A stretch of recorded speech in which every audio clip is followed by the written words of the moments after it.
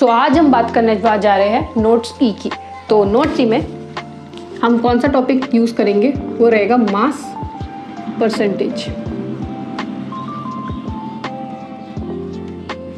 तो देखो, before going to mass percentage मैं आपको एक बात बताती हूँ। देखो, जब मैं आपको ई नोट्स बोलती हूँ तब उसका एक टॉपिक बताती हूँ, ए नोट्स ए बोलती हूँ तब आपको उसका एक टॉपिक बताती हूँ। आप जब इस तरह से क्वेश्चंस को पढ़ेंगे, जब आप एक काम करना, जब आप चिट्स बनाते हो ना आपके घर पे, मैंने आपको बताया कि ये चिट्स के फॉर्म में रखना, तब आप एक काम करना, एक रिकॉलिंग टेक्निक आती है, उस रिकॉलिंग टेक्निक का इस्तेमाल कर सकते हैं। किस तरह से आपने जो चिट बनाया उसमें अच्छे से ऐसे लिख दिया, जो भी मैंने आपको नोट्स बनाया, मतलब आपने ऐसे वीडियो देखा मेरा और मेरे नोट्स को देखकर आपने उसको लिख दिया।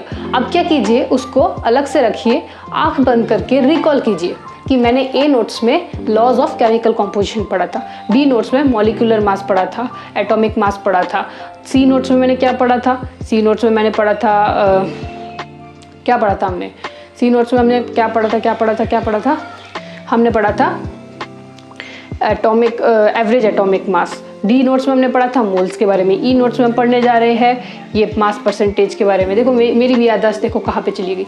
इस तरह से आपको भी शुरू में थोड़ी दिक्कत आएगी, धीरे धीरे इस तरह से आप बहुत अच्छे से रिकॉल कर पाएंगे। Is the best way to recall instead of recalling the whole NCERT book, है ना। अच्छा, अब हम बात करते हैं मास परसेंटेज की। तो अब मास परसेंटेज में आपका क्या आता है, जब आपको किसी भी एलिमेंट का मास परसेंटेज निकालने के लिए बोला जाता है, मास परसेंट ऑफ एन एलिमेंट, तब उसका आंसर किस तरह से निकालते हैं,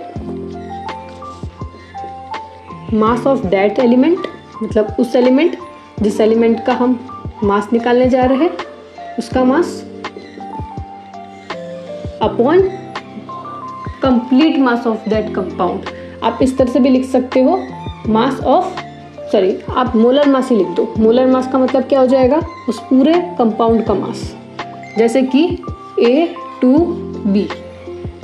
अगर मेरे को पूछा जाता है कि देखिए, अगर मेरे को पूछा जाता है कि आप A का मास निकालो, ठीक है ना, तो आप क्या A का मास परसेंटेज निकालो, तो आपको ऊपर क्या लिखना है, मास ऑफ A का जो मास है, कितना मास है, मान लो कि A का मॉलिक्यूलर मास है 8 और A कितना है, 2 है, तो 8 × 2 16, तो मतलब 16 अपॉन मोलर मास, तो 8 × 2 हो जाएगा। और मान लो कि B का 4 है, तो 4 मतलब 16 + 4 20, तो यहाँ पे 20, यहाँ पे 16। यहाँ पे इस तरह से आपको क्वेश्चन सॉल्व करना है। मल्टीप्लाई बाय 100 परसेंटेज निकाल रहे हो भाई, 100 से तो मल्टीप्लाई करना ही है, ठीक है ना।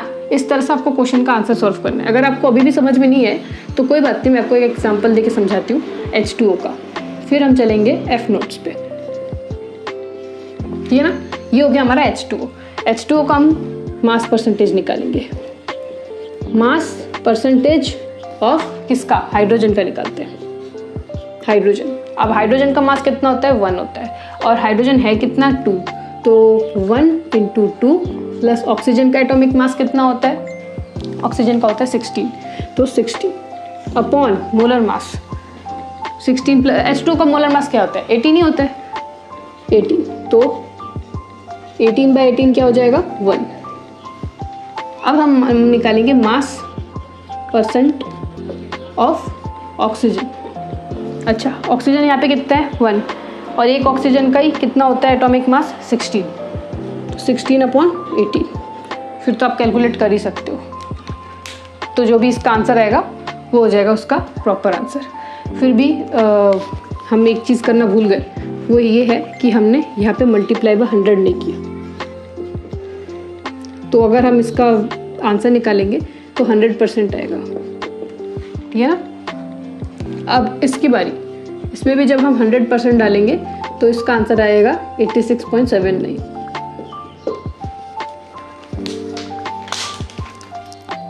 आई होप आपको मेरी बात समझ में आ गई।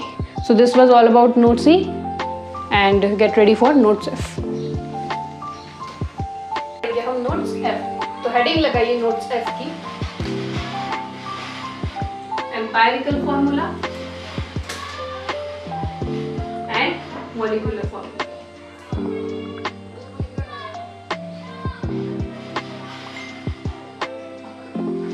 तो चलो हम एम्पिरिकल फार्मूला और मॉलिक्यूलर फार्मूला के बारे में जानेंगे। तो सबसे पहले हम जानेंगे मॉलिक्यूलर फार्मूला। तो मॉलिक्यूलर फार्मूला के डेफिनेशन पे पहले पूछते हैं। तो वो बोलता है formula having actual number of atoms.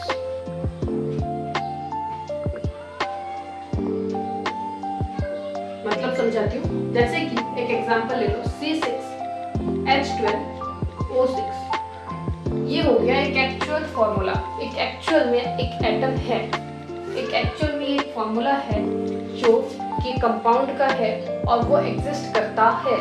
और जब मैं इसको 6 से डिवाइड कर दूँ, इन नंबर्स को, ये 6, 12 और 6 दिख रहा है, जब इसको मैं 6 से डिवाइड कर दूँ तो क्या हो जाएगा, 6 1 6, 6 2 12, 6 1 6। तो इनको मैंने 6 के साथ डिवाइड कर दिया तो इनका रेशियो निकल के आ गया। ये हो गया सिंपलेस्ट होल नंबर।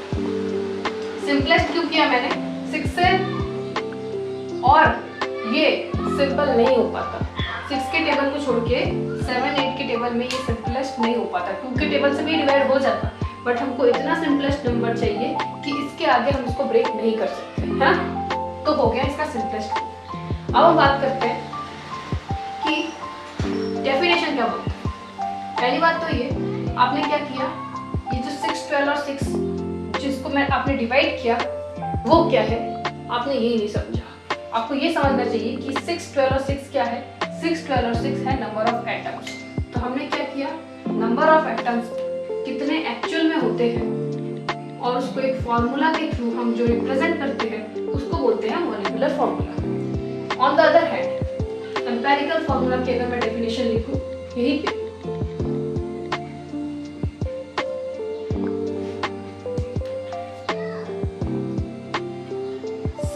फॉर्मूला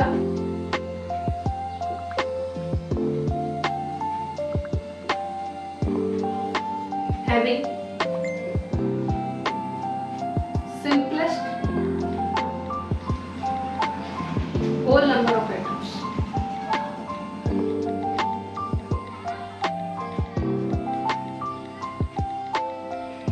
ये हो जाएगा इसका एम्पिरिकल का फॉर्म। तो ये क्या हो जाएंगे, simplest whole number of atom. Simplest, simple भी नहीं, सिंपलेस्ट, जितना हम कम कर सकें। तो अब देखिए, मैंने आपको एग्जांपल के थ्रू तो दोनों का डेफिनेशन समझा दिया, बट डेफिनेशन समझ के कोई फायदा नहीं है, आपको इस पे क्वेश्चंस भी करने हैं जब आपसे पूछे जाएंगे ऐसे क्वेश्चंस। तो देखिए, जब आपसे ऐसे क्वेश्चन पूछे जाएंगे तब आपको 2 टाइप के क्वेश्चंस पूछे जाएंगे। कभी कभी आपको क्वेश्चंस पूरे दिए रहेंगे और कभी कभी आपको क्वेश्चन भी ट्विस्ट करके दिया जाएगा। जो चीज़ ट्विस्ट करके दिया जाएगा उस चीज़ को मैं समझाऊंगी आपको, और जब आप वो समझ लेंगे तो आप गिवन क्वेश्चन भी सॉल्व कर पाएंगे और ये ट्विस्ट टाइप के क्वेश्चन भी सॉल्व कर पाएंगे। तो चलो हम अभी पहले ट्विस्टेड क्वेश्चन की तरफ बढ़ते हैं। तो ठीक है, तो मैं अभी लेती हूँ एक क्वेश्चन। तो क्वेश्चन लिखने के लिए मुझे एक नोटबुक की जरूरत पड़ेगी, तो मैं उसको लेके आती हूँ। तो चलो अब मैं एक नोटबुक का इस्तेमाल करके मैं आपको क्वेश्चन लिखवाती हूँ। देखिए, मेरे नोटबुक में तो लिखा हुआ है इजी वाला, बट मैं उसको हार्ड करके आपको समझाती हूँ ट्विस्ट करके, सो दैट वो आपके लिए बहुत इजी रहेगा। तो क्वेश्चन बताता है N oxygen containing compound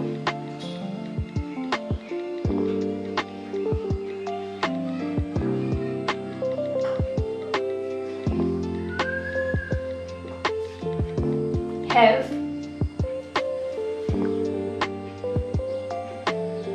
carbon, उसका परसेंटेज बताया गया है 40.687 परसेंटेज,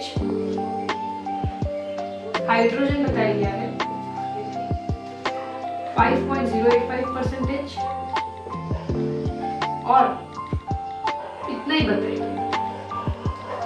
तो आपको इस क्वेश्चन को का क्या निकालना है, molecular mass, molecular formula and empirical formula को क्या करना है, फाइंड करना है। इस टाइप के क्वेश्चन आपको आएगा।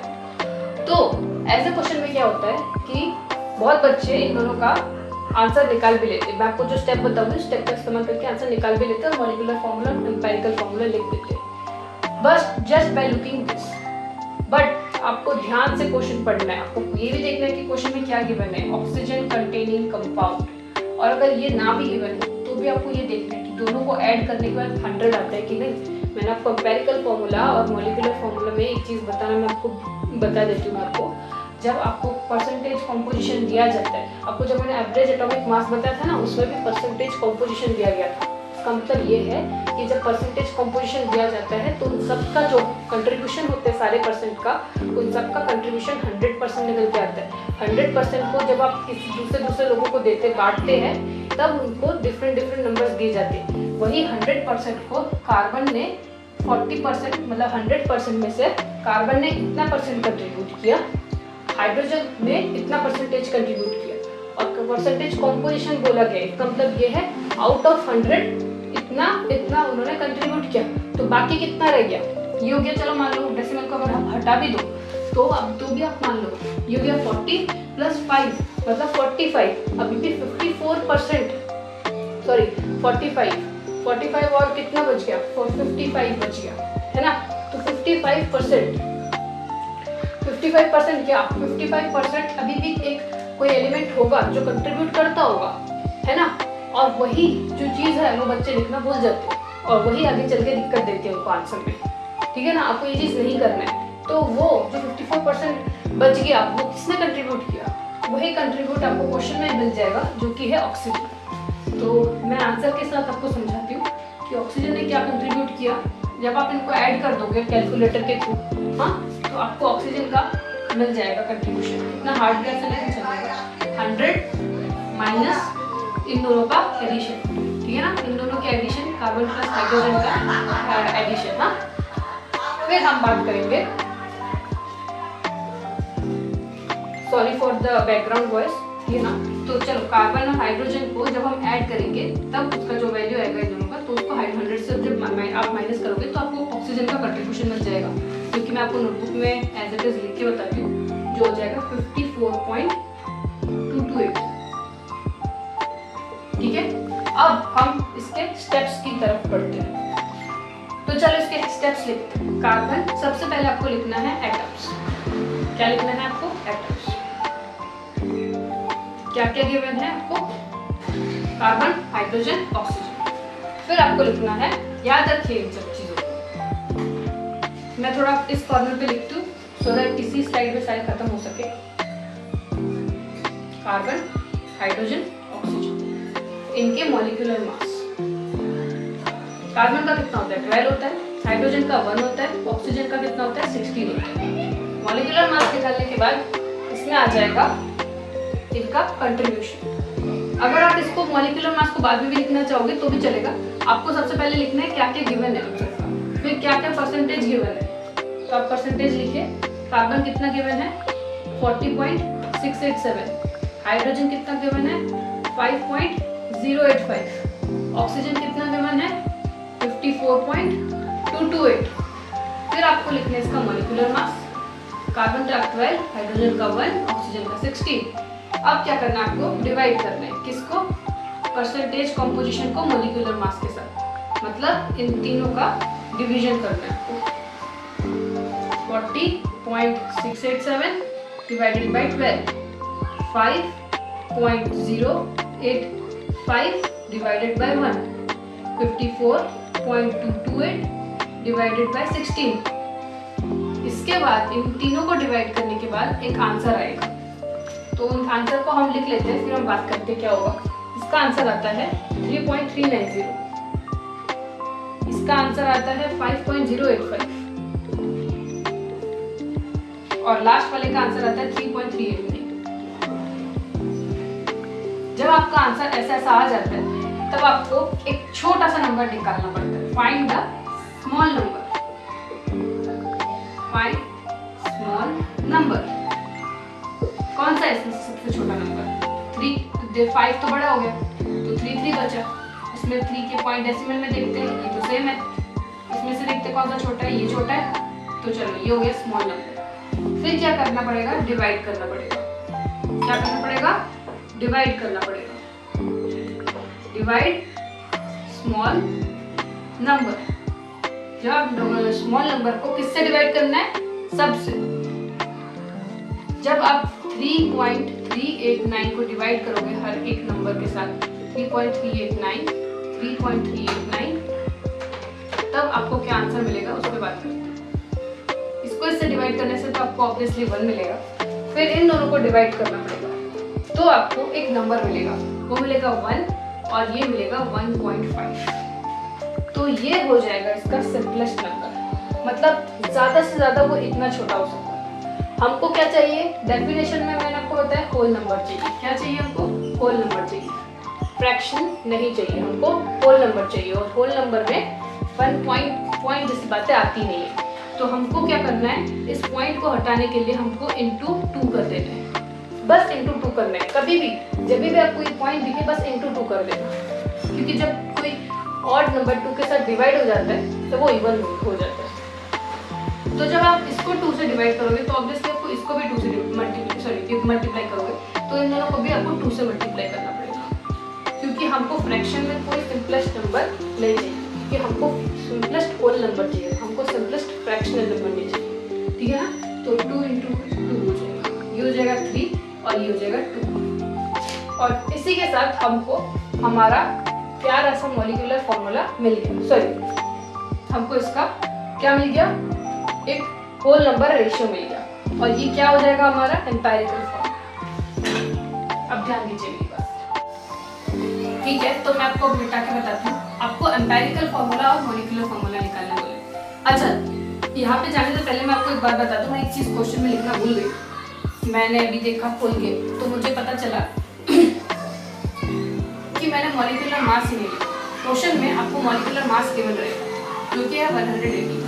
हमेशा क्वेश्चन में एक बार ध्यान रखना, आपको मॉलिक्यूलर मास गिवन रहेगा, तभी आप एम्पिरिकल फॉर्मूला और मॉलिक्यूलर फॉर्मूला निकाल सकते हो। तो अभी हमारा अब तक हमारा क्या आंसर आ गया, सिंपलेस्ट रेशियो। तो हमारा क्या आंसर आ गया अब तक, C2H3O2 C2H3O2 तो आ गए।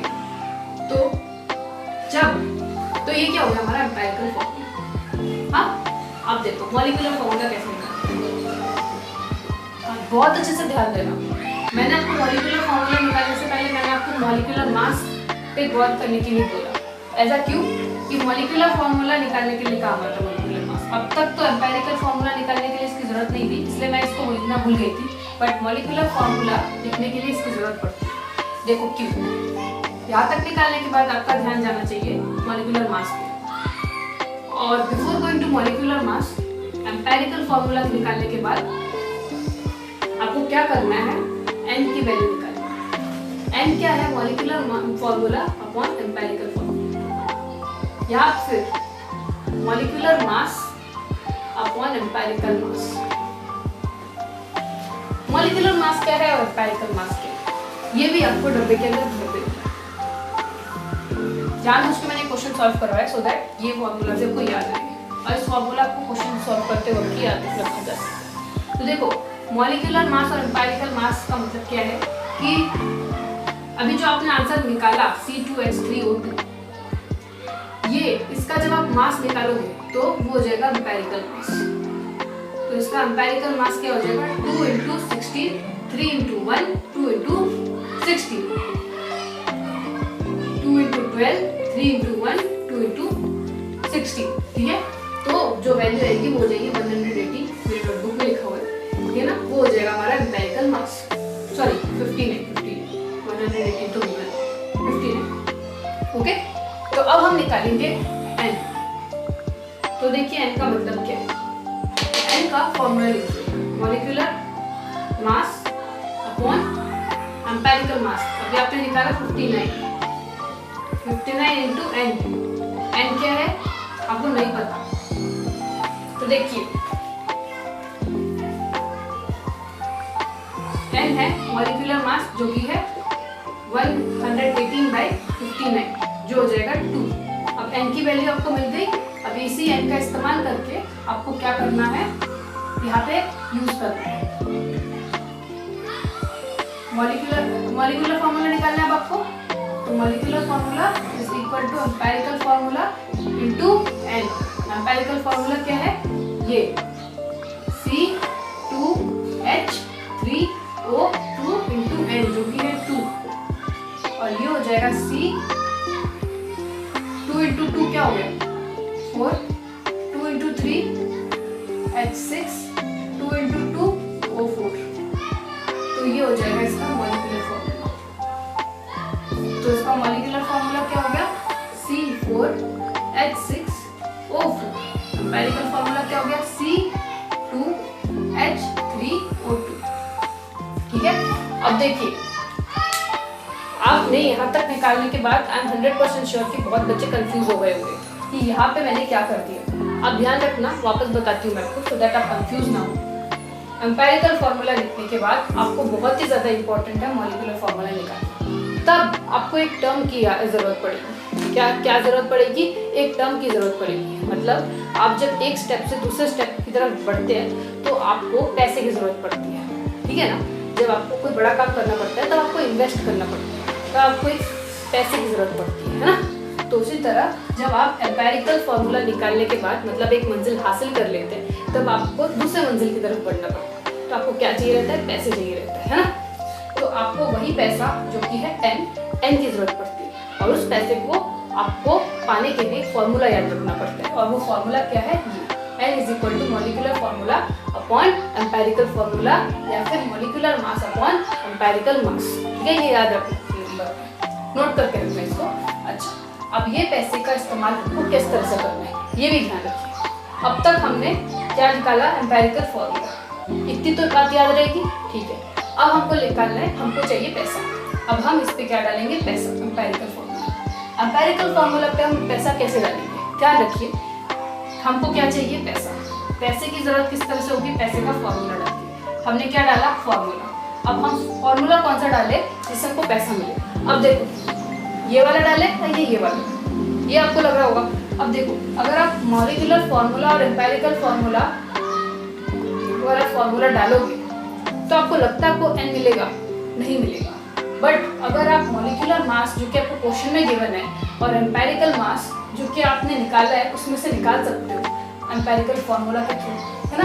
59 जो है उसको अगर आप डिवाइड करो तो आपको 2 मिल जाएगा, जिसके थ्रू आपको इजीली पैसा मिल जाएगा। और इसी का इस्तेमाल आप इसमें कर सकते हो सो डैट आपको ये मिल सके। ये तो आपको मिल गया और ये भी आपको मिल जाएगा इस फॉर्मूला के थ्रू। तो ये और ये मिलके आपको ये रिजल्ट देगा। समझ रहे हो आप?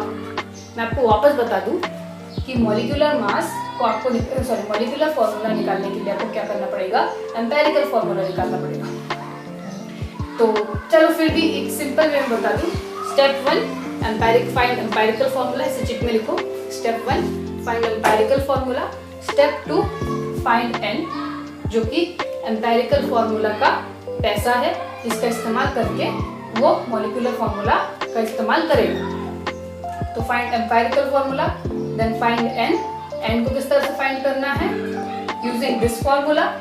फिर जब आप इस फॉर्मूला को इस्तेमाल करोगे जो कि एक गिवन रहेगा और एक आपको एम्पिरिकल फॉर्मूला के थ्रू निकालना पड़ेगा, उन दोनों को आपको डिवाइड करना पड़ेगा। उन दोनों को डिवाइड करने के बाद आपको जो आंसर मिलेगा उससे आपको पैसे का वैल्यू मिल जाएगा। अब आपको पैसा मिल रहा है, आपको देखना भी तो है वो पैसा है कितना, 100 है 200 है, और उसका वो कैसे देखना है आपको?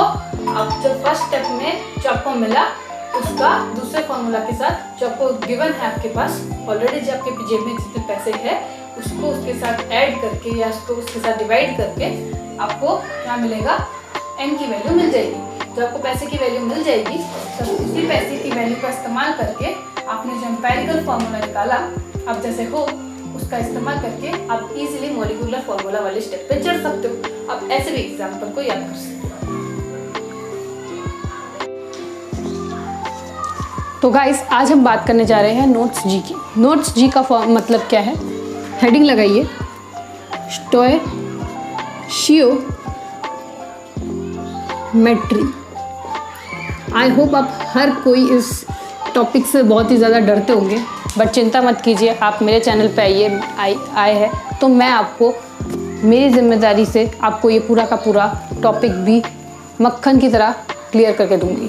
तो मेरे टॉपिक में मैं आपको बताती हूँ स्टोइशियोमेट्री में मैंने क्या सीखा है कि इतना एक मास्टरमाइंड फार्मूला है, जो कि फार्मूला आपको बहुत कम जगह पे अवेलेबल दिखेंगे यूट्यूब में। आपको बस वो फार्मूला इस्तेमाल करना है। आप दुनिया के जितने भी स्टोइशियोमेट्रिक इक्वेशन होंगे आप आँख बंद करके सॉल्व कर सकते हो। जो भी क्वेश्चन आएगा स्टोइशियोमेट्रिक का आप उसको आराम से सॉल्व कर लोगे, सिवाय कुछ यही एडवांस के क्वेश्चंस जो शायद ही आ सकते हैं नीट के एग्जाम में, पहले कभी आया करते थे। बट अब के टाइम पे अगर आपको स्टोइशियोमेट्रिक टाइप के रिलेटेड जो भी टाइप के क्वेश्चन आते हैं, आप इस फार्मूला के थ्रू मैं आपको गारंटी देती हूँ आप बहुत ईजीली सॉल्व कर सकते हो। आपको मैं वो मास्टरमाइंड फार्मूला बताती हूँ। आप इसको इस तरह से लिखिए, मास्टरमाइंड फार्मूला।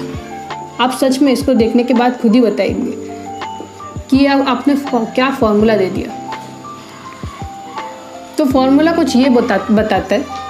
देखिए, पहले तो आपको मैं स्टोइशियोमेट्री का मतलब बताती हूँ। स्टोइशियोमेट्री का मतलब क्या होता है? स्टोइशियोमेट्री का मतलब होता है, ये हमको बताता है, स्टोइशियोमेट्री टेल्स अस दैट, क्या बताता है? ये बताता है हमको the ratio at which reactant will react and the ratio at which the product will form. मतलब वो हमको बताता है कितने रेशियो में रिएक्टेंट रिएक्ट करेगा और कितने रेशियो में प्रोडक्ट बनेगा। बस इतनी सी चीज़। देखिए, तो एक फार्मूला है। मान लो आपको क्वेश्चन में ये गिवन है,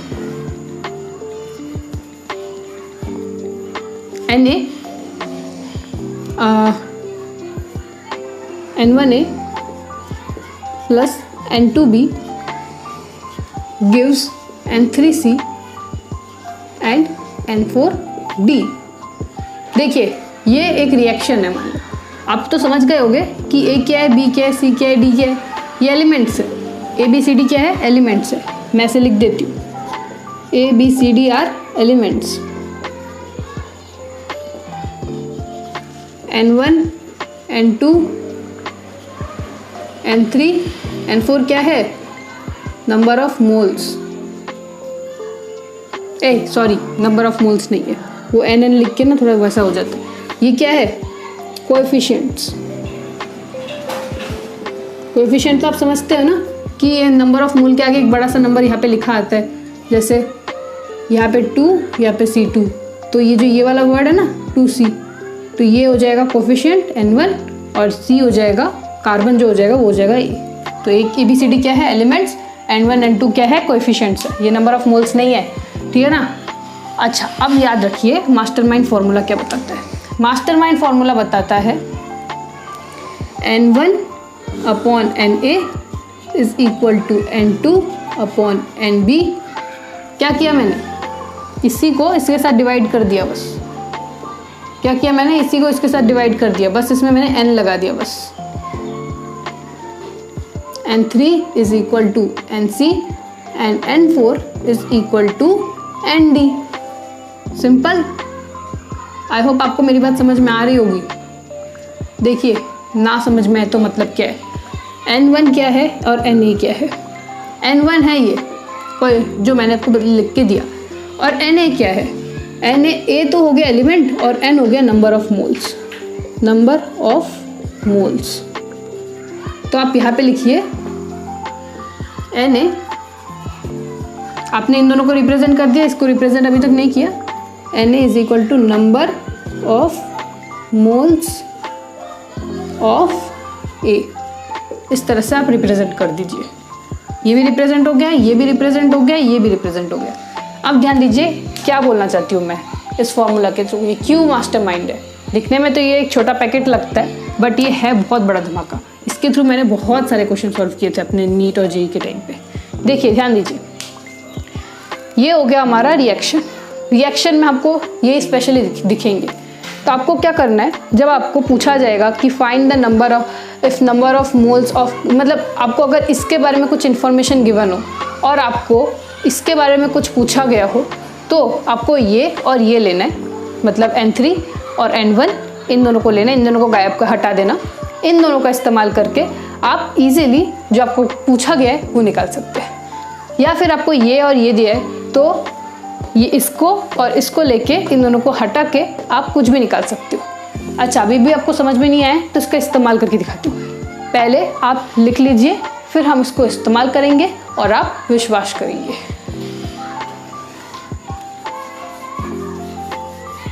तो इसके लिए मैं एक क्वेश्चंस लेके आती हूँ आपके लिए। तो ये है हमारा क्वेश्चन। तो इसको किस तरह से सॉल्व करना है, देखिए मैंने आपको मास्टरमाइंड फॉर्मूला बताया, तो सबसे पहले आपको इसको रिएक्शन में कन्वर्ट करना है। इतना तो आप कर सकते हो। अगर आप रिएक्शन में कन्वर्ट नहीं करोगे तो आप किस तरह से फॉर्मूला निकालोगे, ऑब्वियसली आपको इतना तो आना ही चाहिए। देखो how many mole of CaO, CaO से CaCO3 तो आपको निकालना आता ही है। CaO प्लस CO2 गिव्स क्या, CaCO3। इतना तो आपको पता ही है। कैल्शियम 1 है, कार्बन 1 है, O कितना है 1 2 3, बस इतना सा तो है। इसमें तो कोई मोल्स भी नहीं लग रहा। आपको बैलेंस भी करना आता होगा रिएक्शन। अगर आपको बैलेंस नहीं करना आता ना रिएक्शन, तो इस पर भी मैं एक अलग सा वीडियो बनाऊंगी, सो दैट आप इजीली बैलेंस करना सीख जाए रिएक्शंस को, क्योंकि बहुत बच्चों की दिक्कत वहीं पे आ जाती है। अच्छा वो बात नहीं है, अभी ध्यान दीजिए। जब आपका स्टेप 1 क्या रहेगा, रिएक्शन बनाना है ना, इतना तो बना सकते हैं। अगर आपको क्वेश्चन में दिया हो तो आप तो ईजिली कर ही सकते हो। फिर स्टेप 2 क्या है, रिएक्शन बैलेंस करना, इतना कर दो, फिर ऐसे क्वेश्चन सॉल्व होगा। तो क्या दिया है, how many moles of CaO के बारे में पूछा गया है, is obtained on heating 200 gram of CaCO3। बताया किसके बारे में गया है, इसके बारे में। एक होता है पूछना, एक होता है बताना। तो हमको पूछना और बताने वाले को इस्तेमाल करना है, सो दैट हम आंसर निकाल पाए। तो हमारा फॉर्मूला ये बताता है 1 है स्टोइशियोमेट्री। हमारा फॉर्मूला ये बताता है स्टोइशियोमेट्री को हमको कहाँ पे लिखना है, स्टोइशियोमेट्री को हमको लिखना है नीचे, ठीक है। तो हम लिखेंगे स्टोइशियोमेट्री को नीचे, पूछा और बताया जिसके बारे में गया उसी के बारे में हम लिखेंगे दोनों का, और बाकी को हम हटा देंगे। है तो हमारे पास तीनों, एक तो number of mole of CaO का भी है, एक number of mole of CO2 का भी है, एक है number of mole of CaCO3, तीनों का है। बट हमको पूछा और बताया किसके बारे में गया है, इसके बारे में, तो हम इसको हटा देंगे और हम इन दोनों के बीच के रिलेशन के बारे में बताएंगे। जिसके बारे में पूछा और बताया जाता है, बात तो उसी की चलती है ना, हम क्यों तीसरे इंसान को बीच में लाएं, ये बड़ों की बात है, तो छोटे बीच में नहीं आ सकते, ठीक है ना। तो अब हम इन दोनों को इस्तेमाल करेंगे, देखिए कैसे। तो क्या गिवन है, CaCO3। आपको पता है नंबर ऑफ मोल्स कैसे निकालते हैं, मैंने आपको मास्टरमाइंड फॉर्मूला बताया था इससे पहले। 3 मोल्स के फॉर्मूला मास के थ्रू आपको निकालना है। आपको पता है CaCO3 का मास, अच्छा मोल का क्या होगा मास के पर्सपेक्टिव में, क्या होगा, molar mass upon molecular mass, sorry given mass upon molar मास। गिवन मास क्या है 200 ग्राम, 200 ग्राम अपॉन मॉलिक्यूलर मास क्या है, CaCO3 का मॉलिक्यूलर मास क्या है 100 है। अगर आपको नहीं आता तो आप खुद करके देखिए,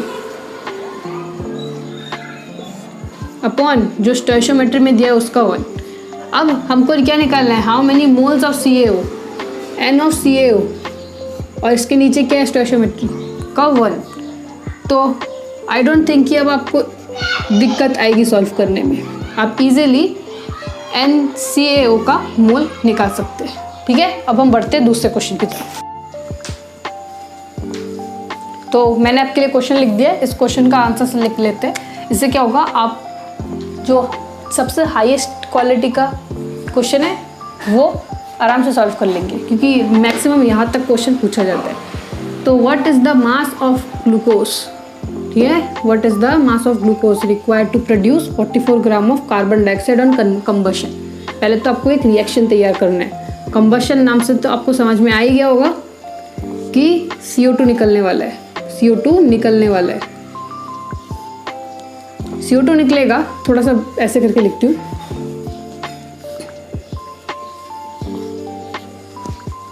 कंबशन में किसकी जरूरत होती है, ऑक्सीजन की, हीट की, है ना। और किसको कंबस्ट कर रहे हैं हम, ग्लूकोज को। मास ऑफ ग्लूकोज रिक्वायर्ड C6H12O6, है ना। अच्छा निकल क्या रहा है ये बताओ, CO2 और H2O। देखिए मुझे नहीं पता कि आप 9th क्लास में और 10th क्लास में जब आपको कंबशन पढ़ाया जा रहा था आप कहाँ पे थे, बट ये चीज़ याद रखना, कंबशन रिएक्शन में हमेशा ऑक्सीजन का इस्तेमाल होता है। जब ग्लूकोज ऑक्सीजन से रिएक्ट करता है तब वो कार्बन डाइऑक्साइड और वाटर रिलीज करता है। ये चीज़ हमेशा याद रखना। अच्छा, अब हम आगे बात करते हैं क्या होता है। हमको क्या पूछा गया है और क्या बताया गया है, हमारा मुद्दा वो है। पर पूछा क्या गया है, मास ऑफ ग्लूकोज।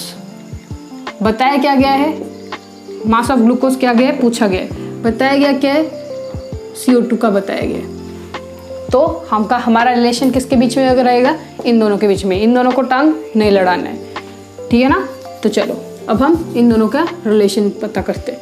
तो देखिए, सबसे पहले मैं आपको समझाऊंगी कैसे बैलेंस करना चाहिए रिएक्शन। बहुत बच्चे तो बैलेंस ही नहीं कर पाते, आज बैलेंस करवाना सिखाती हूँ। देखिए, बैलेंस करने का एक फॉर्मूला है, जिसको पता है वो तो बहुत अच्छी बात है, जिसको नहीं पता उसको बता दूं। इसका फॉर्मूला है CHO, जो मतलब फर्स्ट प्रेफरेंस हम देंगे कार्बन को। तो फर्स्ट प्रेफरेंस कार्बन को देंगे, इसका मतलब ये है कि सबसे पहले हम कार्बन को सेटल करेंगे। कार्बन में कितने कार्बन है, कितने मतलब रिएक्टेंट में इस साइड में कितने, देखो CHO को थोड़ा नीचे लिखती हूँ मैं, CHO सबसे पहला प्रेफरेंस कार्बन को। पूरे रिएक्टेंट में कहाँ पे कार्बन है, यहाँ पे कार्बन है, ठीक है। चलो हमने कार्बन ढूंढ लिया।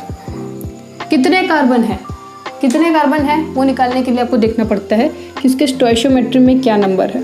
इसको स्टोइशियोमेट्री बोलते हैं, इसको स्टोइशियोमेट्री बोलते हैं, इसको स्टोइशियोमेट्री बोलते हैं, इसको स्टोइशियोमेट्री बोलते हैं। स्टोइशियोमेट्री में जितने नंबर है इनटू नंबर ऑफ एटम्स। आपको बताइए मैं नंबर ऑफ एटम्स से एटम्स और स्टोइशियोमेट्री नंबर से मल्टीप्लाई करके जो आंसर आता है वो होता है कार्बन कितना प्रेजेंट है, टोटल नंबर ऑफ कार्बन्स, ठीक है। 6 × 1 मतलब कार्बन कितना है, 6 है। यहाँ पे कितना है कार्बन, क्या है, यहाँ पे तो 1 ही है। जहाँ पे कुछ दिख नहीं रहा है उसका मतलब वो 1 ही है, 0 तो ही होगा ना, 0 होने से वो एग्जिस्ट ही क्यों करेगा। तो 1 × 1 1 मतलब यहाँ पे है 1 कार्बन, यहाँ पे है 6 कार्बन। तो हमको क्या करना है, यहाँ पे एडजस्ट करना है कार्बन को, मतलब हमको यहाँ पे 6 लगाना है। तो 6 और 6 हो गया, है ना। एक में ज़्यादा एक में कम कैसे होगा, बराबर तो करना ही पड़ेगा, ठीक है ना। हो गया यहाँ पे 6, हो गया एक रिएक्शन बैलेंस। अब हम लेते हैं हाइड्रोजन को। हाइड्रोजन को कैसे बैलेंस करना है, हाइड्रोजन में यहाँ पे कितने, पूरे रिएक्टेंट में कहाँ पे हाइड्रोजन दिख रहा है, यहाँ पे, ठीक है। तो हाइड्रोजन में कितने एटम्स है, 12 × 1, 12 1 = 12। यहाँ पे कितने हैं, 2 × 1, 2 1 = 2। ज़्यादा किस में है, इसमें है, कम किस में है, उसमें। सेटल करने के लिए किसके पास जाना है, कम वाले के पास, सो दैट वो अपनी कमियां भूल के जुनून के साथ बराबरी कर सके। तो यहाँ पे हमको कितना चाहिए, 12 चाहिए। 12 चाहिए के लिए हमको क्या करना पड़ेगा, 2 6 = 12 करना पड़ेगा, मतलब हमको यहाँ पे 6 पुट करना पड़ेगा। 12 / 2 6 हो जाता है। अच्छा, तो दोनों साइड में 12 12 हो गया। अब ऑक्सीजन को लेते हैं। ऑक्सीजन इस पूरे रिएक्टेंट में 2 2 जगह पे है और यहाँ पे भी 2 2 जगह पे। थोड़ा सा ऑक्सीजन को समझ लो, अच्छा रहेगा। कितना है ऑक्सीजन, 6 + 1, 6 × 1 6 + 2 × 1 2, मतलब 8 ऑक्सीजन है। यहाँ पे कितने ऑक्सीजन है, 6 × 2 12 + 6 × 1 6, 18 ऑक्सीजन है यहाँ पे। मतलब यहाँ पे ज़्यादा है, यहाँ पे कम है। बराबरी करने के लिए इस पे ध्यान देना पड़ेगा।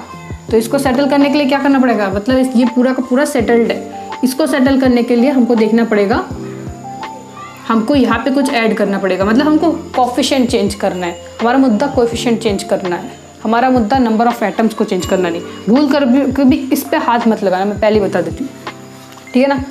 तो कोफिशिएंट अगर हम चेंज करेंगे, हमको कितना चाहिए, 18 है, कितना 8 है ना। तो हमको इस नंबर को बढ़ाना पड़ेगा।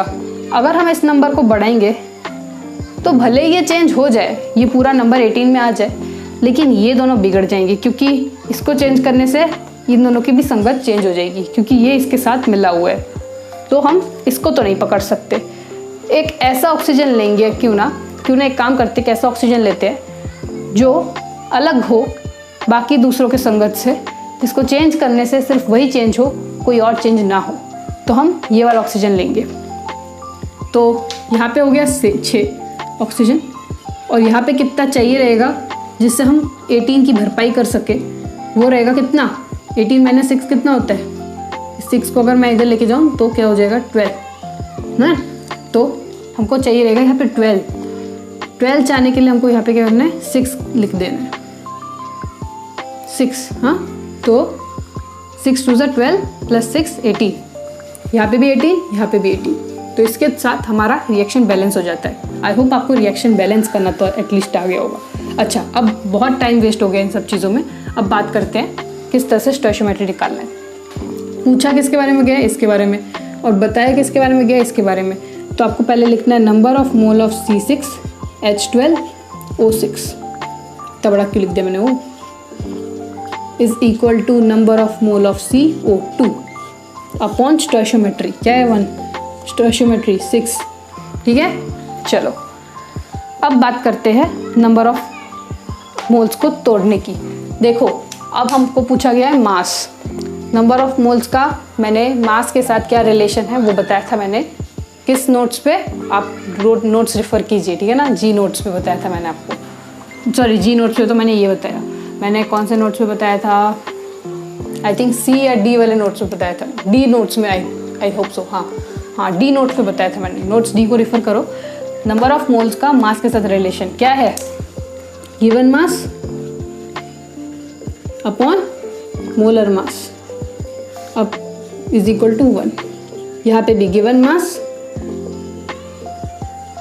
Upon molar mass upon 6। मुझे बताओ गिवन मास क्या है, आपको पता है गिवन मास क्या है, कुछ मास दिया है आपको तो निकालना है वो मास, तो आप कैसे ही निकालोगे। और मोलर मास तो आपको पता है ग्लूकोज का क्या होगा। अगर किसी इंसान को किसी कंपाउंड दिख जाता है तो उस कंपाउंड का मोलर मास तो निकालना आ ही जाता है, तो उसका मोलर मास तो मैं आराम से निकाल के दे दूंगी, है ना, ये देख के निकल जाएगा। तो मोलर मास ग्लूकोज का अगर आप याद रख सकते हो तो अच्छी बात है, 180 लिख दो, अदरवाइज आपको इसको पूरा इसका मॉलिक्यूलर मास निकाल के इसका ऐड करना पड़ेगा। दूसरी तरफ आप मुझे ये बताओ कि CO2 का गिवन मास है क्या, CO2 का गिवन मास है क्या, 44, ठीक है ना। तो 44 है CO2 का गिवन मास, और मोलर मास अगर आपको ना निकालना आता हो तो मैं बता दूं 44 है। याद रखिए कुछ चीज़ें बहुत इंपॉर्टेंट होती है, उन चीज़ों को क्या आप बार बार सॉल्व कर निकालते टाइम निकल जाता है, तो ऐसी चीज़ें बहुत काम आती है याद करने के बाद। तो इसको अगर आप सॉल्व करोगे तो 1/6 गिवन मास जो आपको निकालना है अपॉन 180, तो फाइनली आपका आंसर आ जाता है दैट इज 30। तो आपका क्या हो जाएगा, मास ऑफ ग्लूकोज क्या हो जाएगा, 30 ग्राम। आई होप आपको मेरी बात समझ में आ गई। So this was all about chapter 1 of mole concept. इससे ज़्यादा और कोई कॉन्सेप्ट आता ही नहीं है मोल कॉन्सेप्ट में। इसके बाद से आपकी केमिस्ट्री थोड़ी स्ट्रांग हो जाएगी और आप सारे क्वेश्चन सॉल्व कर पाओगे। मैं नेक्स्ट वीडियो में सारे क्वेश्चंस लेके आऊँगी, और एनी जो मैंने नोट्स लिखवाए आपको, A नोट्स रेफर करो, B नोट्स रेफर करो, इस तरह से मैं आपको सब बताऊँगी, और वो सारे के सारे आप क्वेश्चंस में अप्लाई करके देखना।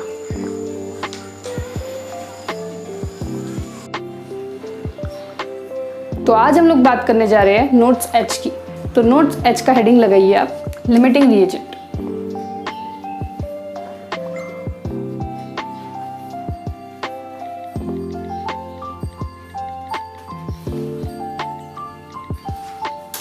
लिमिटिंग रिएजेंट क्या बोलते हैं? पहली बात तो ये स्टोइचियोमेट्री का ही चीज़ है, एक टॉपिक का सब टॉपिक कहलाता है, बट इसको मैं नोट H में इसलिए बोल रही हूँ क्योंकि इससे रिलेटेड जो क्वेश्चन आएंगे उस टाइप के क्वेश्चंस को सॉल्व करवाते वक्त मैं नोट्स H को रेफर करने को बात करूँगी, तो तब आपको ये चीज़ काम में आएगा। और आज ही अच्छे से समझ लीजिए कि ये क्या बोलता है, क्योंकि इसी का कॉन्सेप्ट यूज़ करके हम नीट और JEE के क्वेश्चन सॉल्व करेंगे अगले वीडियो में, तो उसके लिए भी तैयार रहना, ठीक है ना। तो हम बात करते हैं लिमिटिंग रिएजेंट की।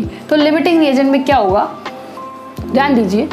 तो लिमिटिंग का मतलब क्या है? लिमिटिंग का मतलब लिमिट में, और रिएजेंट का मतलब है ऐसा रिएजेंट जो लिमिट में है, बहुत कम है, ठीक है ना। आप समझ रहे हो ना मेरी बात। देखो, जैसे कि आपको एक बॉटल मैन्युफैक्चर करना हो, तो बॉटल की बॉडी आपके पास 10 है और बॉटल का कैप आपके पास कितना है, 5 है।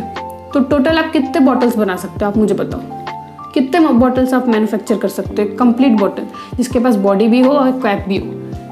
मैक्सिमम आप 5 बॉटल्स क्रिएट कर सकते हो, और ये किस पे डिपेंड कर रहा है, जितना कम रिएजेंट उतना ही ज़्यादा से ज़्यादा प्रोडक्ट बन सकता है। मतलब मेरे बोलने का मतलब ये है कि ये इस पर डिपेंड नहीं करता कि इसके पास बॉडी कितनी है, ये इस पर डिपेंड करता है कि इसके पास कैप कितनी है। क्यों? क्योंकि कैप बहुत कम है और जो कम रह जाएगा वही इस्तेमाल किया जाएगा प्रोडक्ट में। आपके पास जितना कम ढक्कन रहेगा और आपके पास जितना ज़्यादा बॉडी रहेगा, उस पर डिपेंड नहीं करेगा कि कितना ज़्यादा आपके पास बॉडी है। आपको उतना ही मात्रा में लेना है, उतना ही मात्रा में बॉटल की बॉडी लेनी है जितना आपके पास कैप है, सो दैट आप उतना ही डिज़ायर्ड प्रोडक्ट बना पाओ। तो अगर आपको एक डिज़ायर्ड प्रोडक्ट बनाना है तो आपको मिनिमम कितना रिएक्टेंट है वो देखना पड़ेगा। ये बताता है लिमिटिंग रिएजेंट। तो आपको लिमिटिंग रिएजेंट में क्या दिया जाएगा, एक ऐसा प्रोडक्ट दिया जाएगा, आपको बताया जाएगा कि ये प्रोडक्ट बनाने के लिए कितने मोल्स की ज़रूरत है। तो तब आपको इन दोनों रिएजेंट में से एक लिमिटिंग रिएजेंट निकालना है और लिमिटिंग रिएजेंट को निकालने के बाद आपको उसी लिमिटिंग रिएजेंट का मोल लगा के मल्टीप्लाई कर देना उसके साथ। सिंपल सी बात है। वैसे तो आपको टेंशन लेने की ज़रूरत नहीं है, मैं आपको समझाऊंगी, बट आपको 2 चीज़ याद रखनी है इस बॉटल के स्टेप्स के थ्रू। तो मैं आपको बताती हूँ क्या है। पहला स्टेप तो ये है कि आपको पहले डिटरमाइन करना है कि कौन सा लिमिटिंग रिएजेंट है। ये तो मैंने आपको पहले ही बता दी कि 5 है, ये 10 है। आपको जो रिएक्शन दिया जाएगा, आपको उस रिएक्शन के थ्रू आपको मैं एक अभी बताऊंगी इसको रब करने के बाद कि किस तरह से लिमिटिंग रिएजेंट निकालना पड़ता है। First of all you need to determine limiting reagent and then you have to solve the questions. पहले मैं आपको लिमिटिंग रिएजेंट बताती हूँ किस तरह से आप निकाल सकते हो और फिर मैं आपको क्वेश्चंस के थ्रू सॉल्व करवाती हूँ, ठीक है। तो चलो लेट्स रब दिस आउट। तो देखो, सबसे पहला स्टेप जो है वो हमारा क्या होगा, how to find limiting reagent. मैं उसको LR से रिप्रेजेंट कर रही हूँ, ठीक है। How to find limiting reagent. Limiting reagent को निकालने से पहले मैं आपको बता दूं, आपने स्टोइशियोमेट्री में क्या पढ़ा था, N1A plus N2B gives N3C and N4D। और इसका फॉर्मूला आपने क्या पढ़ा था, Na upon N1 should be equal to NB upon N2 should be equal to NC upon N3 should be equal to ND upon N4। ये पढ़ा था आपने स्टोइशियोमेट्री में। जस्ट उसमें ये लिमिटिंग रिएजेंट निकालने के लिए आपको ये पता होना चाहिए कि किसका, इसमें से किसकी वैल्यू सबसे ज़्यादा कम। हाँ सॉरी, देखिए अब हम लिमिटिंग रिएजेंट की बात कर रहे हैं तो हम प्रोडक्ट्स को इसमें से हटा देंगे क्योंकि यहाँ पे रिएजेंट की बात चल रही है, तो हमारा प्रोडक्ट से कुछ लेना देना नहीं है, तो हम प्रोडक्ट्स को हटा देंगे। तो स्टोइशियोमेट्री से एक डिफरेंस आपको पता चल गया लिमिटिंग रिएजेंट में, वो ये है कि स्टोइशियोमेट्री में सब कुछ यूज़ होता है, दोनों के बीच का रिलेशन निकालना पड़ता है, क्या पूछा गया है क्या बताया गया है। बट लिमिटिंग रिएजेंट में हमको रिएजेंट के बीच का रिलेशन देखना होता है। तो इसके रिलेशन में अगर हम बात करें तो किसकी वैल्यू कम है, जिसकी वैल्यू कम होगी वो हो जाएगा हमारा लिमिटिंग रिएजेंट। आई थिंक आपको मेरी बात समझ में आई होगी। तो मतलब अगर इसकी वैल्यू कम है, जो मिनिमम होगा, minimum will be equal to limiting reagent. अच्छा, अब ये कैसे समझाए हम तुम्हें, चलो इसको समझाने के लिए मैं आपको क्वेश्चंस करवाती हूँ सो दैट आप इसको अच्छी तरह से मक्खन की तरह समझ जाए।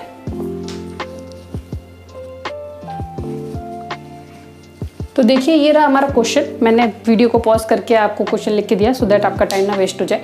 तो देखिए ध्यान दीजिए, सारे के सारे स्टोइशियोमेट्री बेस्ड क्वेश्चन में आपको पहले तो एक सिचुएशन दी जाएगी और आपको पूछा जाएगा सिचुएशन के बारे में, मतलब कितना प्रोड्यूस हो सकता है ना, आपको ये बताया जा सकता है, ठीक है ना, और क्या इन्फॉर्मेशन दी हुई है। स्टोइशियोमेट्री वाले क्वेश्चन में मैंने आपको पहला स्टेप बताया था, पहले एक रिएक्शन में आप कन्वर्ट करें, उसको क्या करें, एक रिएक्शन में कन्वर्ट करें। सेकेंड स्टेप उसको बैलेंस कीजिए। थर्ड स्टेप वो N1/A, NA, N2/B वो वाला फॉर्मूला लगाइए। और फोर्थ स्टेप लिमिटिंग रिएजेंट निकालिए। बस ये 4 स्टेप के थ्रू आप आराम से सारे क्वेश्चन सॉल्व कर सकते हैं। तो सबसे पहले हम इसका सबसे पहले इसका रिएक्शन लिखते हैं। तो सोल्यूशन में आप ऐसे लिख सकते हैं, स्टेप 1। अभी देख लीजिए ध्यान से, क्योंकि मैं जब क्वेश्चन सॉल्व करवाऊंगी तब इतने अच्छे से एक्सप्लेन नहीं करूँगी, मैं हर एक क्वेश्चन को 2-3 मिनट में एक्सप्लेन करके निकाल दूँगी, क्योंकि मेरे को बहुत सारे क्वेश्चन सॉल्व करवाने हैं। तो स्टेप 1 है रिएक्शन, तो क्या रिएक्शन होगा इसका? हाइड्रोजन ऑक्सीजन वाटर प्रोड्यूस्ड, मतलब H2O2 gives rise to H2O। Hydrogen 2 है, हाइड्रोजन 2 है, ऑक्सीजन 2 है, ऑक्सीजन 1 है। तो हमको क्या करना है, यहाँ पे ऑक्सीजन को 2 करना है।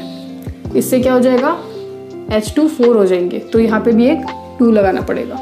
आई थिंक अभी रिएक्शन जो है वो बैलेंस्ड है अच्छी तरह से। अभी 1 लगा दो, क्योंकि अभी हमको क्या करना है, स्टेप 2 करना है।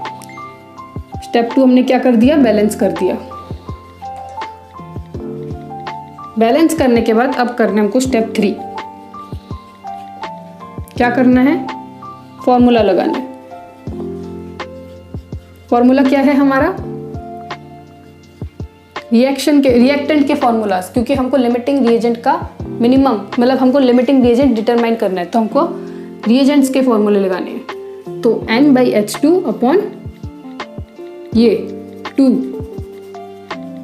Is equal to NO2 is equal to 1। I hope आपको मेरी बात समझ में आ रही होगी, ठीक है ना। तो अब मुझे बताओ क्वेश्चन में क्या गिवन है। क्वेश्चन में क्या गिवन है, 10 ग्राम हाइड्रोजन, ठीक है। हाइड्रोजन गिवन मास है, ये given mass upon molar mass. H2 का मोलर मास कितना होता है, 2 upon 2 is equal to oxygen कितना गिवन है, 64, और ऑक्सीजन का होता कितना है, 16 इंटू 2 32 अपॉन 1, है ना। तो देखो इसको अगर आप करोगे तो 5/2 निकलेगा, और अगर आप इसको करोगे तो 2/1 निकलेगा। और अगर इसको भी आप अगर फर्दर करते हो सॉल्व तो ये निकलेगा। तो आप मुझे बताओ 2.5 बड़ा है या 2 बड़ा है? ऑब्वियसली 2.5 बड़ा है, 2 छोटा है। और मैंने आपको क्या बताया, जो चीज़ जितना मिनिमम होगा, minimum will be equal to, आपको इसी से पहले बताया था मैंने, रब करने से पहले, minimum is equal to limiting reagent. तो ये जो हो जाएगा, ये वाला जो रिएजेंट हो जाएगा वो हो जाएगा सबसे ज़्यादा मिनिमम, तो ये हो जाएगा हमारा लिमिटिंग रिएजेंट, और ये हो जाएगा हमारा एक्सेस। आई होप आपको ये बात समझ में आ गई होगी। चलो एक काम करती हूँ, मैं इसको रब कर देती हूँ। अब देखो, अब जो 2 है, ये जो हमने 2 क्रिएट किया, इसको हमेशा याद रखना, ठीक है ना, क्योंकि ये क्या है, वैल्यू है किसकी, N1/N2 उस चीज़, इस फॉर्मूला की, है ना। तो इसका याद रखना 2 होता है और इसका क्या है 2.5, ये फॉर्मूला के थ्रू आया हमारा, तो इसलिए हमने इसमें लिख दिया। अब हमारा काम क्या है, अब ध्यान से देखिए, हमको क्या पूछा गया है, how many moles of water produced. अब मैंने बताया कि जो प्रोडक्ट बनेगा वो किस पे डिपेंड करेगा, मिनिमम रिएजेंट पे डिपेंड करेगा। तो ये है मिनिमम रिएजेंट। तो आप ऐसे भी लिख सकते हो,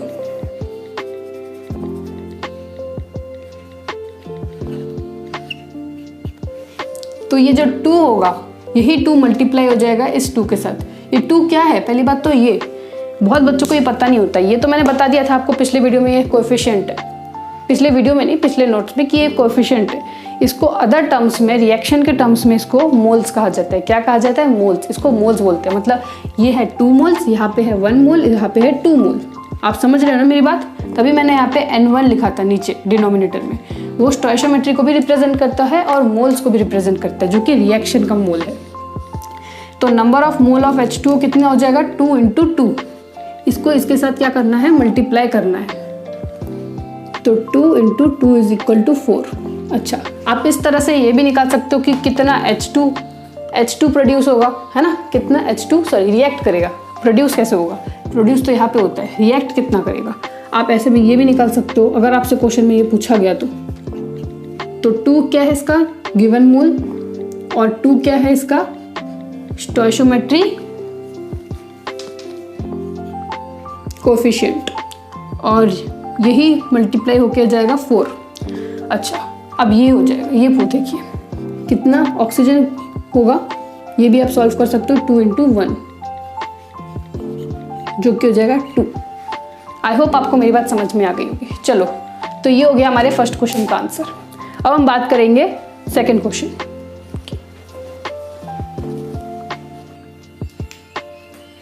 अब जो हम एग्जांपल देखेंगे, अगर आप देखना चाहो तो वो भी चलेगा, लेकिन एक मिनट, अभी हम जो एग्जांपल देखेंगे अगर आप वो देखना चाहो तो वो भी चलेगा, अदरवाइज आप इसको थोड़ा सा आगे भी कर सकते हैं, अगर आपको यहाँ तक समझ में आ गया तो। फिर भी मैं एक और एग्जांपल लेके आपको समझाती हूँ। तो अब हम एक हेबर्स प्रोसेस देखेंगे, उसके थ्रू आपको समझाएंगे। आपको हमेशा याद रखना है, आपको जब भी क्वेश्चन आएगा ना तो आपको रिएक्शन के फॉर्म में नहीं आएगा स्टोइशियोमेट्री वाले क्वेश्चंस, आपको एक स्टेटमेंट के फॉर्म पे क्वेश्चंस आएगा। अगर रिएक्शन आ गया फिर तो आपका लक खुल ही गया, बट आपको जब उसको स्टेटमेंट को आपको सबसे पहले तो रिएक्शन में कन्वर्ट करना है। स्टेप 2 मैंने आपको स्टेप 1 स्टेप 5 समझा है। फिर आपको उसको क्या करना है, आपको उसको बैलेंस करना है, फिर आपको फॉर्मूला डालना है, फिर आपको स्टोइशियोमेट्री निकालनी है। अगर आपको लिमिटिंग रिएजेंट पूछा गया तो आपको लिमिटिंग रिएजेंट किस तरह से निकालना है वो समझा दिया गया। अच्छा, अब मैं आपको लिमिटिंग रिएजेंट निकालने के लिए दिखा रही हूँ, आगे का प्रोसेस कितना प्रोड्यूस होता है वो नहीं समझाऊंगी। एक और दिखा रही हूँ आपको ये स्टेप, सो दैट आपको और अच्छे से क्लियर हो जाए।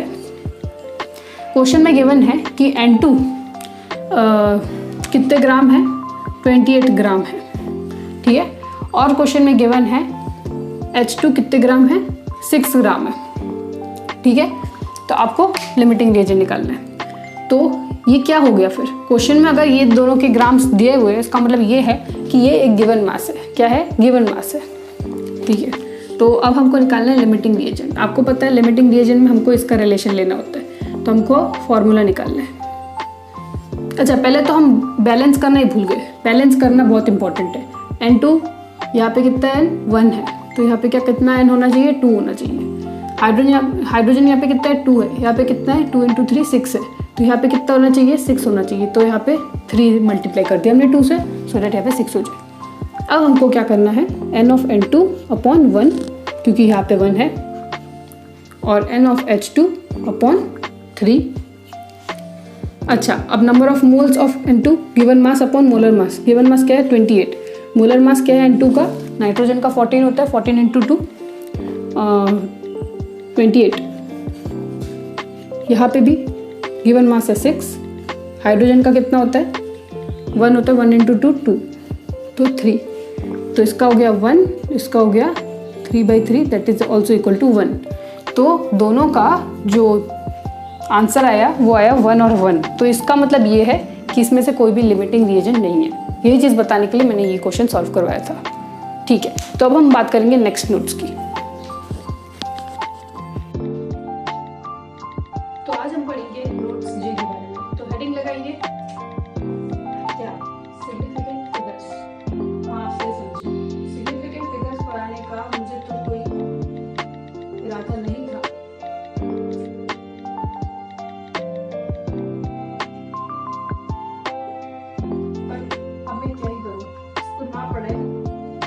चैप्टर कंप्लीट नहीं लगता था। तो मुझे लगा कि हर एक कोने कोने से पॉइंट हमें कंप्लीट कवर करना चाहिए, कंप्लीटली कवर करना चाहिए। तो ठीक, अब बात करते हैं सिग्निफिकेंट फिगर्स। तो सिग्निफिकेंट फिगर्स में दो चीजें आती है, तो उसके रूट्स और दूसरा एडिशन, सब्ट्रैक्शन, मल्टीप्लिकेशन और डिवीजन।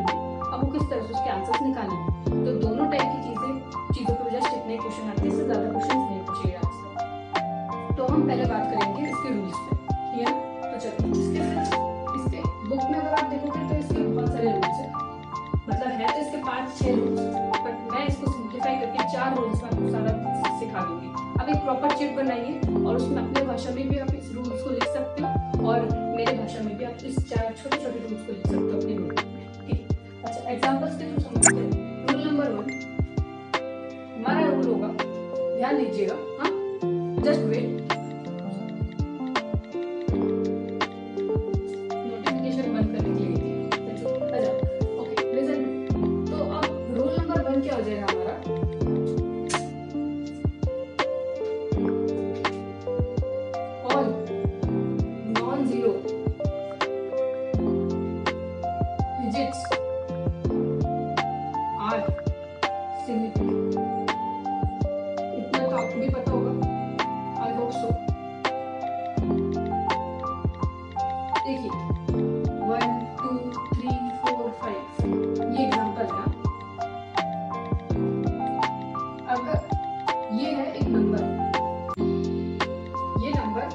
कितने डिजिट्स है, 1 2 3 4 5, तो मतलब इसमें 5 क्या है,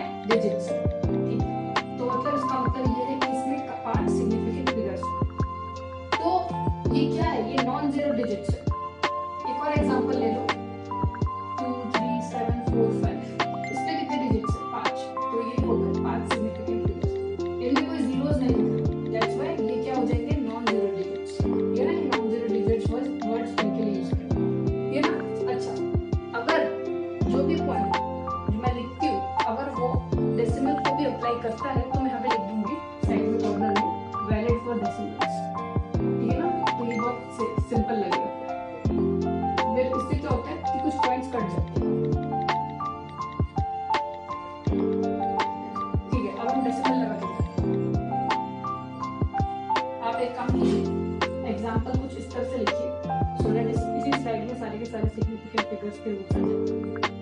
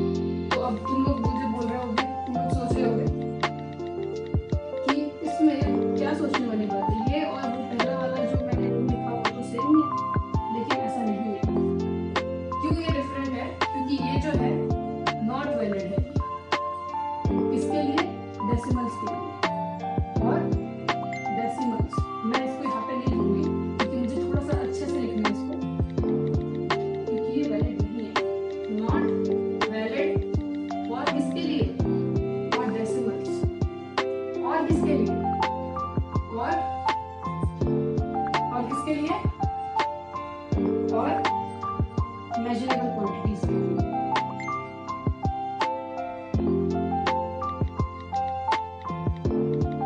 अब मेजरेबल क्वांटिटीज क्या हो जाता है, ठीक है, मैं आपको एग्जांपल देती हूँ। देखिए, तो एग्जांपल है 100, अच्छा 1000 में जो जीरोस आ रहे हैं वो कहाँ पे आ रहे हैं, पीछे। तो ये फर्स्ट का एक्सप्लेनेशन हो गया, क्योंकि इसमें डेसिमल्स नहीं है। Zeros to the right side of the non zero digit are insignificant, तो मतलब ये जो नॉन जीरो डिजिट है उसके पीछे राइट साइड जो भी जीरोस दिख रहे हैं आपको, है ना, वो क्या हो जाएंगे, इंसिग्निफिकेंट। ये दोनों ये तीनों काउंट नहीं होंगे। तो कितने सिग्निफिकेंट फिगर हो गया, यहाँ पे हो गया 1 सिग्निफिकेंट, ठीक है। अच्छा, डेसिमल का की बात करें 11.00, मान लो हमने डेसिमल लगाया, या फिर आप ऐसे लिख सकते हो, या तो ये भी ले लो या तो ये भी ले लो, 110.00 ऐसे भी ले लो। इन सब में नॉन जीरो डिजिट के बाद जीरोस लग रहे हैं, बट इसमें डेसिमल भी है, और ये क्या है, वैलिड नहीं है। क्या वैलिड नहीं है, इनसिग्निफिकेंट होगा। तो मतलब अगर इनसिग्निफिकेंट होना वैलिड नहीं है तो क्या हो जाएगा, सिग्निफिकेंट हो जाएगा। तो ये हो जाएगा सिग्निफिकेंट। ये मतलब इसका मतलब ये है कि ये भी काउंट होगा, ये भी काउंट होगा। तो कितने हो जाएगी सिग्निफिकेंट फिगर, 1 2 3 4। यहाँ पे हो जाएगा 4 सिग्निफिकेंट होगा, और यहाँ पे 1 2 3 4 5, यहाँ पे हो जाएगा 5 सिग्निफिकेंट। समझ रहे हो नॉट वैलिड का मतलब क्या है, that is why I am writing valid and not valid, ठीक है। अब मेजरेबल क्वांटिटी, अब मैंने लिखा 1000। अगर मैं मेजरेबल क्वांटिटी मतलब केजी, मीटर, सेकेंड, है ना, आप लीटर, मिलीलीटर, इन सबको भी यूज कर सकते हो।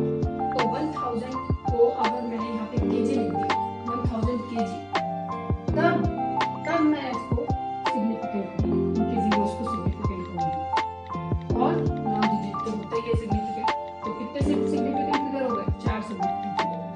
तो this was all about the rules of significant figures. तो आप थोड़ा सा देख लीजिए, फिर मैं इसको रब कर दूँगी।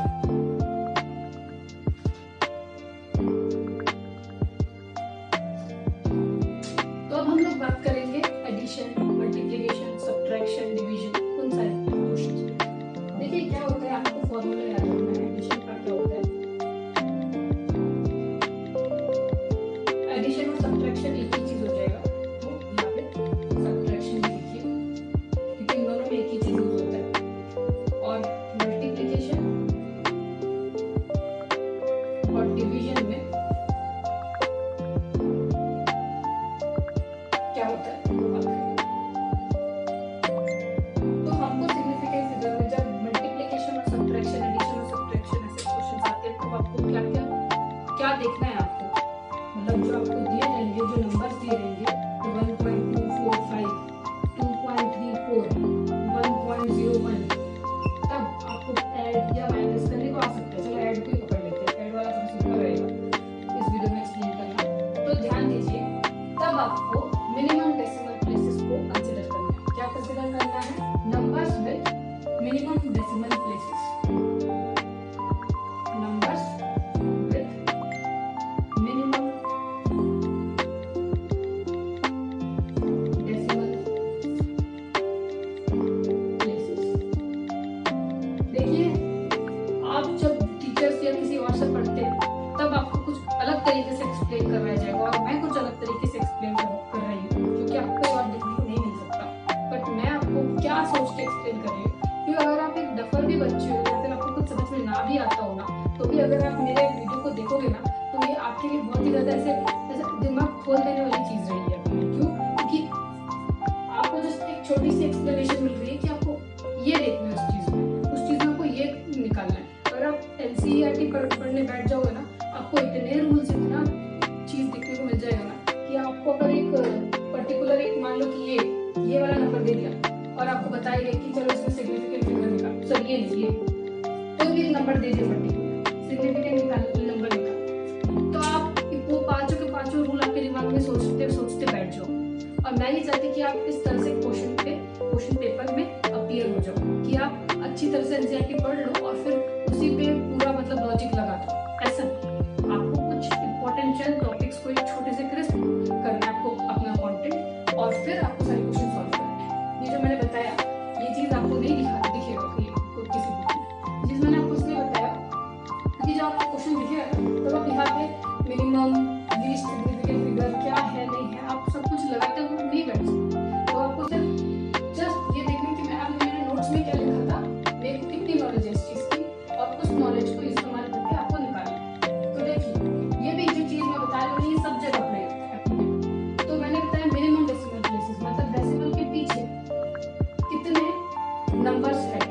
डिजिट्स है, जितना मिनिमम डिजिट होगा, जिसके डेसिमल के पीछे सबसे ज्यादा मिनिमम डिजिट होगा किसका है, इन दोनों का है। इसमें कितने हैं, 3 है, इसमें कितने हैं, 2 है, इसमें कितने हैं, 2 है, तो 2 वाले ये मिनिमम है। तो जो आंसर आएगा अभी जब अगर मैं इसको सॉल्व करने बैठूं, मान लो इसका हो जाएगा 5 9, ये जो 0 तो मैंने जानबूझ के लगाया सो दैट मैं इसको सॉल्व कर सकूं राइट करके। तो ये हो जाएगा 5 9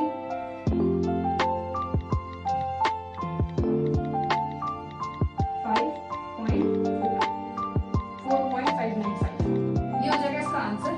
बट हमको चाहिए इसके फॉर्म में, हमको क्या कंसीडर करना है, minimum decimal places, number with minimum decimal places, मतलब जिसका जो आंसर आएगा उसका डेसिमल प्लेसेस जिस नंबर का कम है उसका उससे सेम हो, मतलब इतना ज्यादा कम है, इसमें 2 है, इसमें भी 2 है, ये मिनिमम है 2 decimal place, minimum 2 decimal place लेते हैं, मतलब 4.59 और 3 हो जाएगा मैक्सिमम। तो हमको मैक्सिमम आंसर तो मिलेगा, लेकिन हमको जो पूछा गया उतना ही हमको आंसर मिलेगा। ये हो जाएगा इसका एक्चुअल आंसर। ये आंसर रॉन्ग है, ये आंसर क्या है, राइट है अकॉर्डिंग टू सिग्निफिकेंट फिगर्स।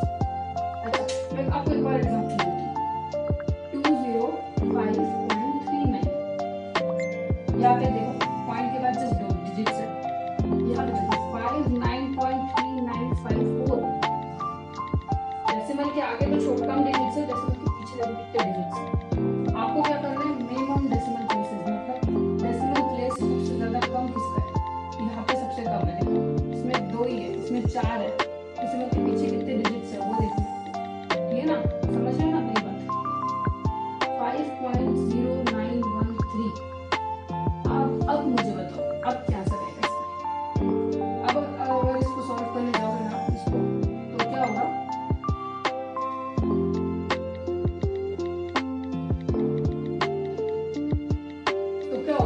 आपको अब कैसे निकालना है, देखो आपको सबसे मिनिमम डेसिमल प्लेस में जाना है, यहाँ पे कितने डेसिमल प्लेस है, 4, यहाँ पे क्या है 4, यहाँ पे क्या है 2, तो ये हो जाएगा लीस्ट वाला। तो आपका आंसर इसके इक्वल होना चाहिए, इसके डेसिमल प्लेसेस के इक्वल होने चाहिए। तो कितने डेसिमल प्लेसेस, 2 डेसिमल प्लेसेस, तो इसका जो फाइनल आंसर आ जाएगा वो आ जाएगा 269.87। ये हो जाएगा इसका आंसर, ये हो जाएगा इसका करेक्ट आंसर, ये हो जाएगा इसका रॉन्ग आंसर। आई होप आपको मेरी बात समझ में आ गई। चलो अब हम बात करेंगे मल्टीप्लिकेशन और डिवीजन।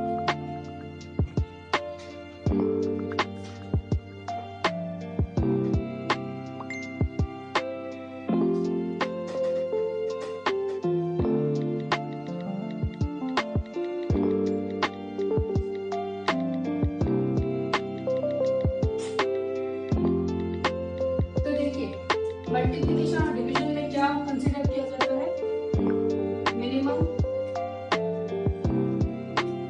सिग्निफिकेंट, यहाँ पे मैं नंबर लिखना भूल गया, number with minimum significant figures, ऐसे लिखिए, number with minimum significant figures.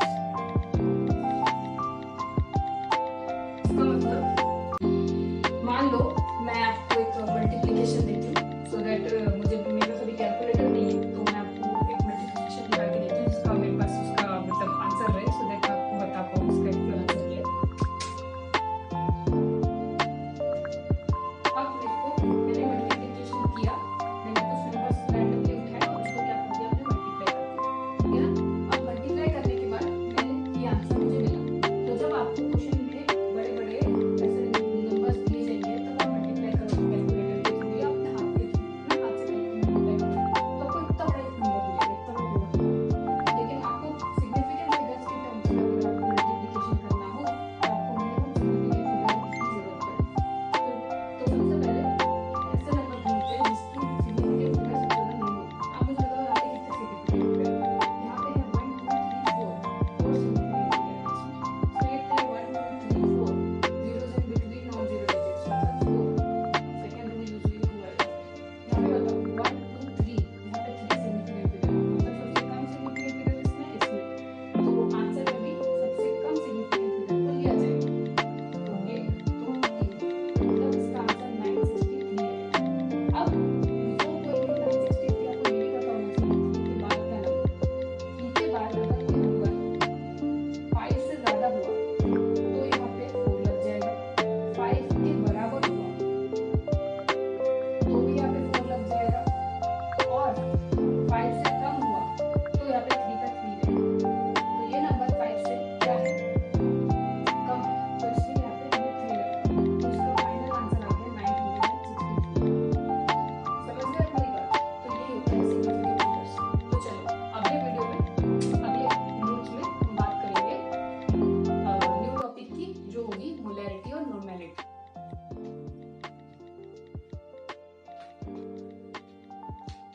आज हम बात करेंगे टॉपिक नोट्स आई की। तो टॉपिक लीजिए, हेडिंग लीजिए मोलैरिटी।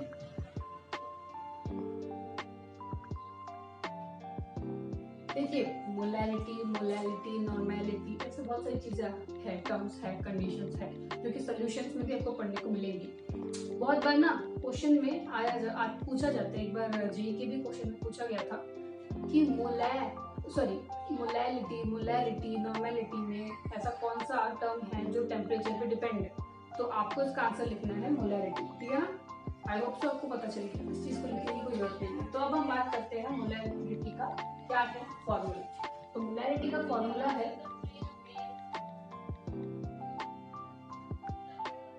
नंबर ऑफ मोल्स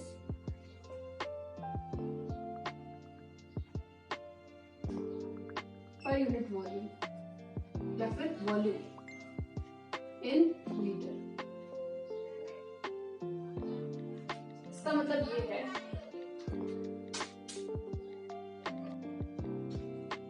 ये है, कि जो आपने डी वाले नोट्स पे मैंने आपके जब यहाँ पे डी लिखा था तब मैंने आपको मोल्स के कुछ मास्टरमाइंड फॉर्मूलाज बोले थे। वो फॉर्मूलाज बहुत ज्यादा इंपॉर्टेंट है, तो तब आपको इस चीज की बहुत ज्यादा जरूरत पड़ेगी। देखो मोल्स को तो मैंने आपको मास के टर्म्स में, पार्टिकल्स के टर्म्स में और वॉल्यूम के टर्म्स में तब बताया था, बट जब आपके पास एक बार मोल मिल जाए, उस मोल को इस यहाँ पे इस्तेमाल करो, वॉल्यूम के साथ डिवाइड करो, तो आपको मोलैरिटी मिल जाएगा। बहुत बार आपको क्वेश्चन में ना मोलैरिटी की जगह एक और वर्ड दिया जाएगा, वो होगा कंसंट्रेशन।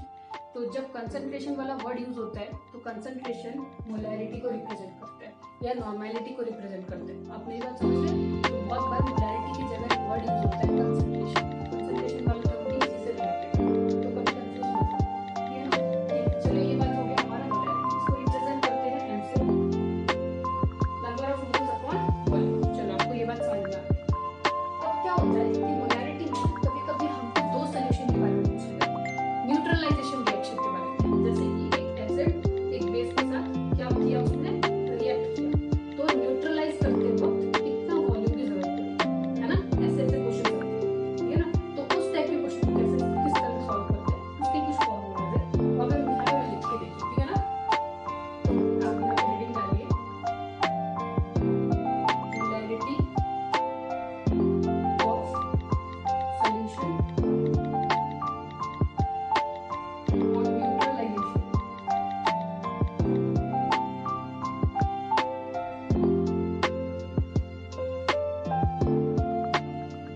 तब उसका फॉर्मूला होता है M1V1 is equal to M2V2।